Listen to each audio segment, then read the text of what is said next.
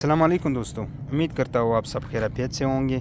आज मैं आपको दिखा रहा हूँ 2016 मॉडल अल्टो और front LDR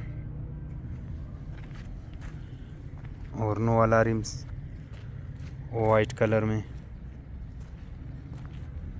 660 CC engine capacity, all Pakistan delivery available, extra charges any charge, Alto logo Chrome.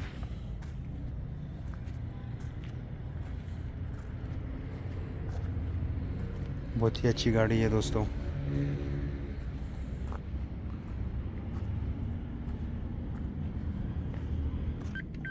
All window power और यहाँ पे जोन सा है